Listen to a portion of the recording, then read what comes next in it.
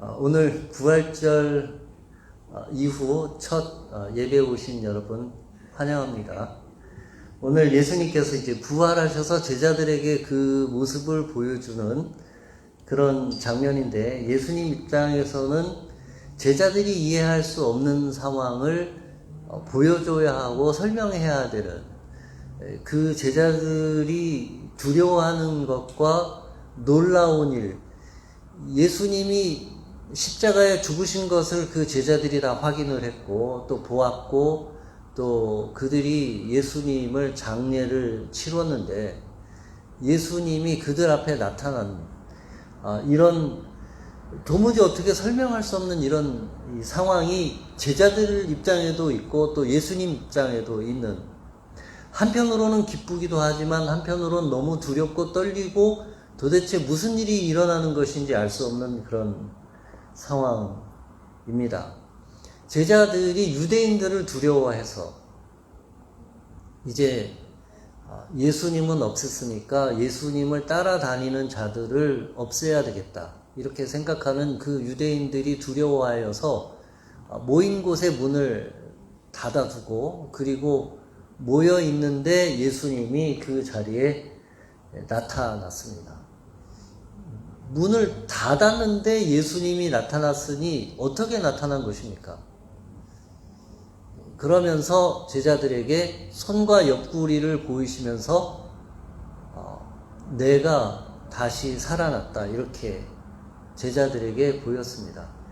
이 손과 옆구리를 일부러 보여주셨다고 하는 것은 내가 맞다라고 다시 한번 확인을 시켜주는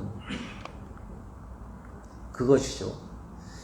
그때에 도마는 그 자리에 없었는데, 도마가 그 이야기들을 다른 사람들에게 듣고 나는 못 믿겠다, 내가 직접 보기 전에, 만져보기 전에 못 믿겠다, 그렇게 얘기했는데, 또 그 다음에 도마가 같이 있을 때에 그때도 문을 닫아두고 있었는데 예수님이 나타났습니다. 이거는 어떻게 나타난 것입니까? 문을 닫아놨는데 예수님이 나타났습니다. 그 20장 그 앞에 보면은 이런 말씀이 있습니다. 어떤 말씀이 있냐면, 이 무덤에 달려간 마리아가 예수님을 이렇게 만지려고 하니까 17절에, 20장 17절에 예수께서 이르시되 나를 붙들지 말라, 내가 아직 아버지께로 올라가지 아니하였노라. 나는 내 형제들에게 가서 이르되 너는 내 형제들에게 가서 이르되 내가 내 아버지 곧 너희 아버지 곧 내 하나님 곧 너희 하나님께로 올라간다 하라 하시니. 이거는 지금 뭔가 알 수 없는, 우리가 이해할 수 없는 지금 현상이 나타나고 있는 것이죠. 똑같은 상황을 누가는 이렇게 기록하고 있습니다. 그들이 놀라고 무서워하여 그 보는 것을 영으로 생각하는지라. 그럴 수 있죠. 이거는 영혼이 나타난 거구나, 이렇게 생각할 수 있겠죠. 예수께서 이르시되 어찌하여 두려워하며 어찌하여 마음에 의심이 일어나느냐. 내 손과 발을 보고 나인 줄 알라. 또 나를 만져보라. 영은 살과 뼈가 없으되 너희 보는 바와 같이 나는 있느니라. 이 말씀을 하시고 손과 발을 보이시니 그들이 너무 기쁨으로 아직도 믿지 못하고 놀랍게 여길 때에 이르시되 여기 무슨 먹을 것이 있느냐 하시니 이에 구운 생선 한 토막을 드리니 받으사 그 앞에서 잡수시더라. 이 예수님이 지금 하고 있는 행동들과 말을 보면 자신이 부활을 했고 또 영혼이 아니고 살과 뼈가 있는 물질로 구성되어 있는 육체를 가지고 있고, 그런 육체가 우리와 똑같이 음식을 먹고 소화하는 그런 육체를 가지고 있다고 하는 것을, 그리고 만져질 수 있다는 것을, 그런데 그 앞에 마리아에게 나타날 때는 아직 나에게 손을 대지 말라, 이렇게 이야기하시는 그런 상황입니다. 인간의 몸은 그 원소로만 따지면 이렇게 돼 있다고 합니다. 산소 65%, 탄소 18%, 수소 10%, 질소 3%, 칼슘 1.5%, 인 1.0%, 칼륨 0.4% 이런 그 원소, 원자로 구성이 되어져 있습니다. 저나 여러분이나 다 이런 원자로 구성이 되어져 있습니다. 예수님이 지금 이 제자들의 자신을 보여주는 이런 모습, 그리고 그것을 경험한 제자들이 기록한 이 성경은 정확하게 이런 자세를 가지고 있습니다. 어떤 자세냐면, 맞아요. 믿기 어려운 일이 일어났고 우리는 그것을 경험했습니다. 그런데 우리가 당신들에게 이것을 설명할 방법은 없습니다. 다만 우리가 경험한 것을 있는 그대로 기록하여 여러분에게 전하겠습니다. 이런 자세예요. 이 복음서가 가지고 있는 자세와 태도는.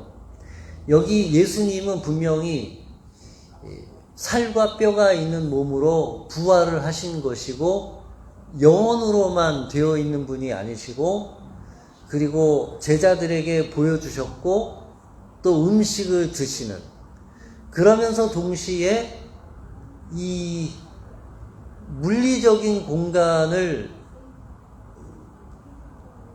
장애받지 않는, 말하자면 지금 우리가 살고 있는 이 원자들로 구성되어져 있고 또 물리 법칙에 준용되는 그런 것과 별개의 어떤 다른 몸을 가지고 계시다, 이렇게 볼 수 있습니다. 우리는 알 수 없는, 우리는 이해할 수 없는, 믿음이라고 하는 것은, 신앙이라고 하는 것은 증명이 되면 거기에는 믿음과 신앙의 공간이 이미 없습니다. 증명이 된 것을 우리가 믿을 이유가 없는 것이죠. 그것은 그냥 알면 되는 것입니다.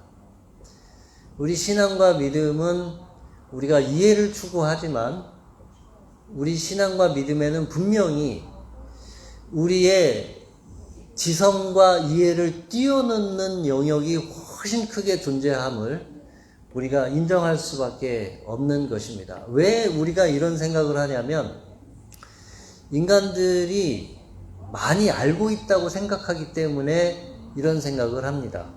사실 인간들이 알고 있는 것이 그렇게 많지 않습니다.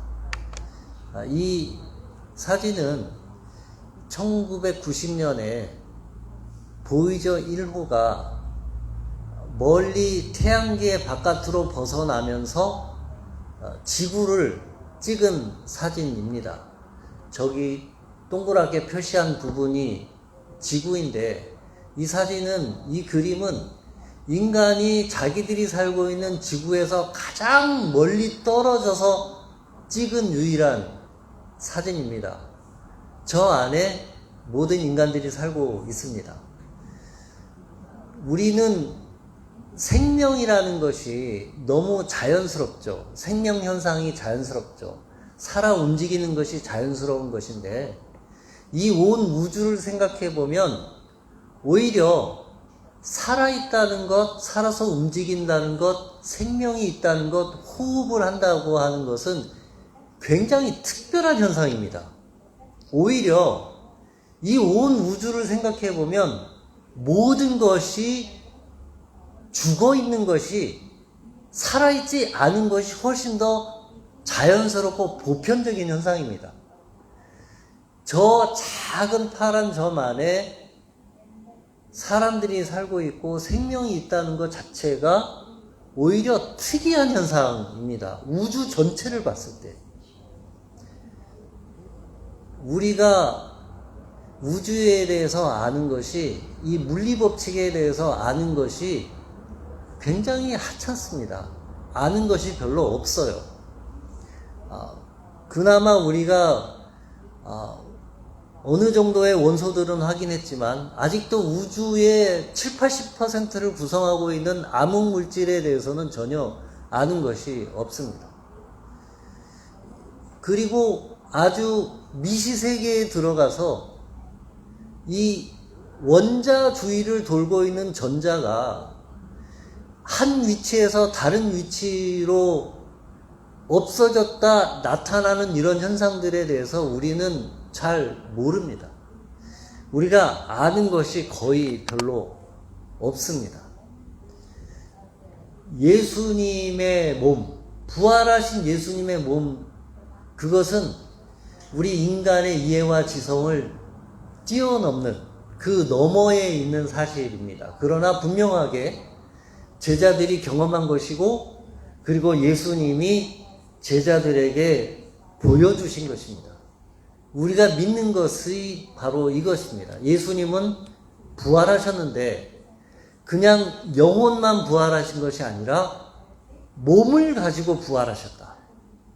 그리고 그 몸은 지금 우리가 경험하고 있는 물리 법칙을 초월하고 계신 몸이시면서 동시에 만져질 수도 있고, 그리고 보여질 수도 있고, 그리고 음식을 먹을 수도 있는 그러한 우리가 경험하고 우리가 구속되어져 있는 이런 물리 법칙 바깥에 있는 그런 몸으로 부활하신 것이다. 이렇게 이해하고 믿어야 될 것입니다. 두 번째, 믿을 수가 없는 도마는 내가 예수님의 손을 만져보고 옆구리에 손을 넣어서 직접 확인하기 전에는 내가 그것을 믿을 수가 없다. 이렇게 얘기했습니다. 거기에 대해서 예수님이 이렇게 말씀하셨습니다. 내 손가락을 이리 내밀어 내 손을 보고 내 손을 내밀어 내 옆구리에 넣어보라. 그리하여 믿음 없는 자가 되지 말고 믿는 자가 되라. 예수님이 도마를 꾸짖는 그런 느낌은 아닙니다. 충분히 그럴 수 있다 이해하시면서 도마를 믿음으로 이끌어가는 그런 모습이죠. 우리가 신앙과 믿음 또 하나님과 예수님에 대해서 의심을 하고 또 흔들리고 하는 것을 하나님은 예수님은 꾸짖지 않습니다. 우리가 더 깊은 믿음으로 나아가도록 차근차근히 이끌어 주시는 그런 분이십니다. 그러면서 하신 말씀이 너는 나를 본고로 믿느냐? 보지 못하고 믿는 자들은 복되도다. 이렇게 말씀하셨습니다. 여기서 이런 질문 한번 해볼 수 있죠. 왜 예수님은 빌라도한테 나타나지 않으셨을까? 왜 예수님은 대제사장에게 나타나지 않으셨을까? 예수님은 부활하신 예수님이 빌라도 앞에 나타나서 자, 우리 재판을 처음부터 다시 한번 해보자. 이렇게 얘기하시던지, 아니면 많은 군중들 앞에 나타나서 짜잔 이렇게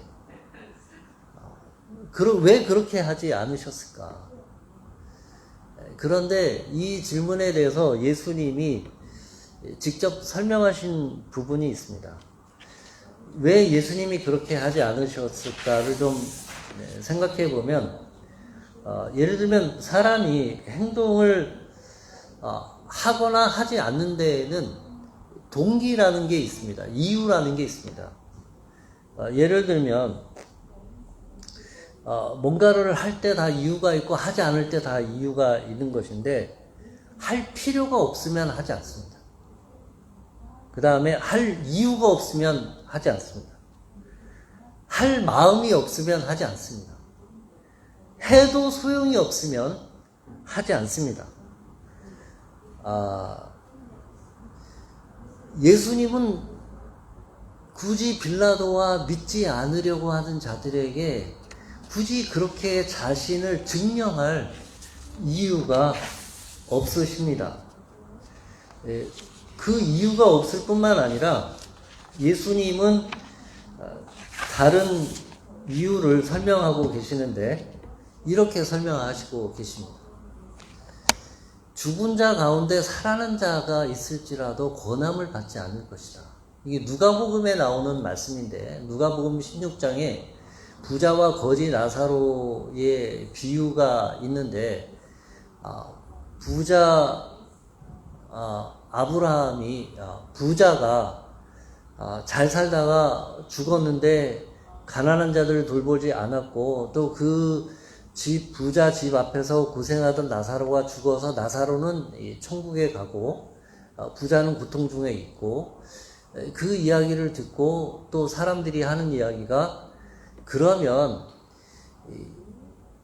나는 이미 지옥에 와서 고통 중에 있지만 우리 중에 누구 하나를 다시 보내서 우리 형제들은 이 지옥에 가지 않도록 해주시면 좋지 않겠습니까? 이렇게 얘기하니까 예수님이 이렇게 대답합니다. 아브라함이 대답을 한 거죠. 아브라함이 이르되 그들에게 모세와 선지자들이 있으니 그들에게 들을지니라. 이 모세와 선지자는 이제 율법과 예언서죠. 율법과 예언서가 있으니 그들에게 들을지어다. 이르되 그렇지 아니하니이다. 아버지 아브라함이여, 만일 죽은 자에게서 그들에게 가는 자가 있으면 회개하리이다. 우리도 그렇게 생각할 것 같아요. 만약에 죽었던 사람이 다시 살아나서 내가 가보니까 지옥 정말 끔찍하다, 천국 너무 좋다, 그러니까 제발 지옥 오지 말고 천국 가라, 그렇게 살지 마라, 이렇게 얘기하면 다 믿을 것 같다 라고 생각하는데, 예수님의 대답은 이르되 모세와 선지자들에게 듣지 아니하면 비록 죽은 자 가운데서 살아나는 자가 있을지라도 권함을 받지 아니하리라. 이것이 예수님의 대답이고, 이것이 예수님이 믿지 아니하는 자들에게 그분의 모습을 드러내지 않는 그런 이유입니다. 소용이 없을 것이다. 사람들은 똑같은 현상을 가지고 다르게 해석합니다. 똑같이 우주를 연구하지만 똑같은 현상을 보고 어떤 사람은 하나님의 영광을 보고 하나님의 위대하심을 보는데, 어떤 사람들은 하나님이 없다고 얘기합니다. 마찬가지로 그들에게, 모세와 선지자들에게 듣지 아니하면 비록 죽은 자 가운데서 살아난 자가 있을지라도 그 죽은 자 가운데서 살아나는 자가 이야기를 한다 할지라도 어떤 자들은 믿을 것이고 어떤 자들은 믿지 않을 것이다. 권함을 받지 아니하니라. 이렇게 말씀하고 있습니다. 오늘 본문에서 또 예수님이, 부활하신 예수님이 제자들에게 이렇게 말씀하고 있습니다. 나도 너희를 보낸다. 예수께서 죽으시고 부활하신 후에 제자들에게 사명을 맡기셨습니다. 예수께서 또 이르시되 너희에게 평강이 있을지어다. 아버지께서 나를 보내신 것 같이 나도 너희를 보내노라. 이 말씀을 하시고 그들을 향하여 숨을 내쉬며 이르시되 성령을 받으라. 너희가 누구의 죄든지 사하면 사여질 것이요 누구의 죄든지 그대로 두면 그대로 있으리라 하시니라. 이 요한의 기록인데, 요한복음 1장에 보면 요한이 예수님을 어떻게 이해하는가 하면, 이튿날 요한이 예수께서 자기에게 나오심을 보고 이르되 보라, 세상 죄를 지고 가는 하나님의 어린 양이로다. 부활하신 예수님은 그분이 하셨던 죄사함의 사역, 속죄의 사역, 그것을 우리에게 또 당부하시고 부탁하셨습니다. 그러면서 우리에게 성령을 또한 주셨습니다. 성령을 받은 우리는, 부활을 목격한 우리는 예수님의 이 속죄의 사역을 계속해서 이어서 하게 되도록 되어져 있습니다. 이 본문 말씀은 마태복음 28장 18, 19, 20절과 거의 비슷합니다. 거기에 보시면 예수님이 제자들에게 이렇게 말씀하시죠. 예수께서 나와 말씀하여 이르시되 하늘과 땅의 모든 권세를 내게 주셨으니 그러므로 너희는 가서 모든 민족을 제자로 삼아 아버지와 아들과 성령의 이름으로 세례를 베풀고 내가 너희에게 분부한 모든 것을 가르쳐 지키게 하라.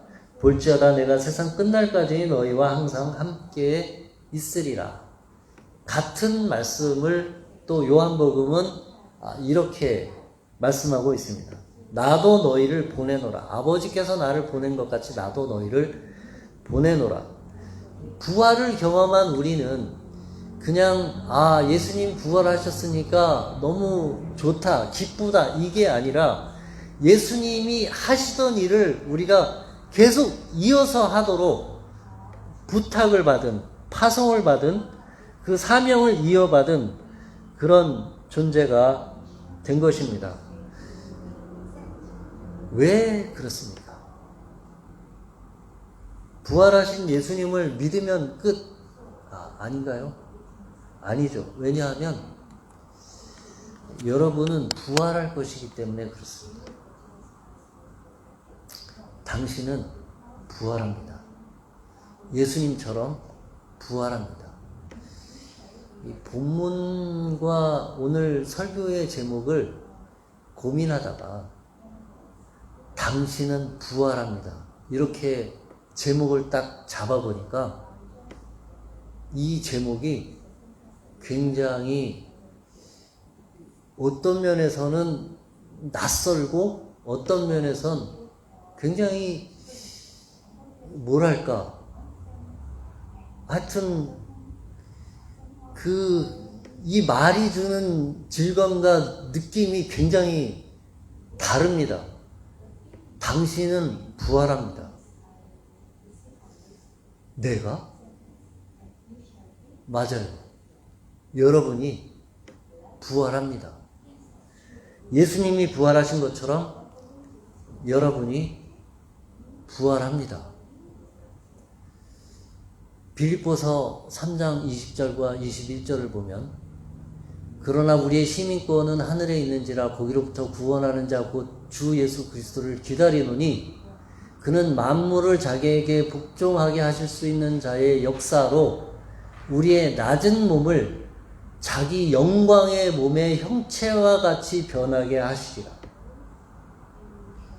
우리의 몸도 예수님의 몸처럼 변화된 몸으로 다시 부활시키려고 하신 그 예수님의 역사, 그게 우리에게 있습니다. 이 부활은 우리 신앙의 핵심입니다. 신앙의 핵심. 여러분은 부활합니다. 여러분이 부활한다는 것은 이런 의미를 갖습니다.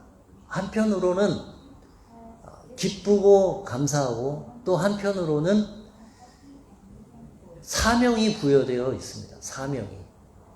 예수님이 하시던 속죄의 사역의 사명, 그리고 너희는 가서 모든 족속으로 제자를 삼아 아버지와 아들과 성령의 이름으로 세례를 주고 예수님이 우리에게 가르쳐 주신 것을 가르치고 훈련시키고 제자화시킬 사명이 있습니다.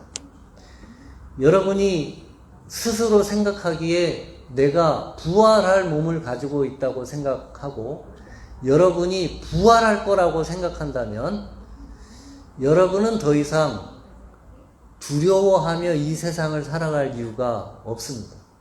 두려워할 이유가 없습니다. 여러분은 부활할 것입니다. 예수님의 몸의 영광의 몸과 같이 부활할 것입니다. 그러면 우리는 두려움이 없고 또 이 세상을 살아갈 때에 이런 자세로 살아가게 될 것입니다. 빌립보서 4장 8절 끝으로 형제들아 무엇이든지 참되며 무엇이든지 경건하며 무엇이든지 옳으며 무엇에든지 정결하며 무엇에든지 사랑받을 만하며 무엇에든지 칭찬받을 만하며 무슨 덕이 있든지 무슨 기림이 있든지 이것들을 생각하라. 여기 이것들을 생각하라가 바로 이 너희 몸이 부활할 것을 생각하라 이 말씀이에요. 4장 8절이고 3장 21절 말씀이죠. 세상 사는 것이 쉽지 않고 어렵습니다. 때때로 두려운 일도 있고 뭔가 자기를 증명하기 위해서 애써야 하는 일도 있고 손해보는 일도 있고 참아야 하고 감내하는 일도 있고 합니다. 그런데 여기에 위로의 말씀이 있습니다. 나는 부활할 몸이니까 나는 부활할 사람이니까 그래 괜찮아. 나는 부활할 테니까 나에게 당신이 그렇게 해도 괜찮아. 나는 부활할 테니까. 내게 지금 이런 시련이 있고 어려움이 있고 또 감당하기 어려울 것 같지만 괜찮아. 나는 부활할 거니까. 나는 부활할 테니까. 그 약속을 믿고 그 하나님이 우리를 부활시키실 것이라고 하는 그 믿음으로 모든 어려움을 이겨나가시는 주의 자녀들 되기를 주님의 이름으로 축원합니다. 기도하겠습니다. 사랑이 많으신 하나님 아버지, 우리에게 부활의 소망이 있음을 다시 한번 확인하는 이 주일 아침입니다. 우리에게 있는 이 부활의 소망과 확신이 세상을 힘있게 살아가는, 헤쳐나가는 힘과 결단이 되게 해주시기를 기도합니다. 하나님, 다 지나가는 것들, 그런 것들 가운데 끝까지 우리가 이겨내고 견뎌낼 수 있는 이 부활의 신앙과 믿음이 우리에게 힘이 되고 능력이 되도록 은혜 주시기를 기도합니다. 예수님 이름으로 기도했습니다.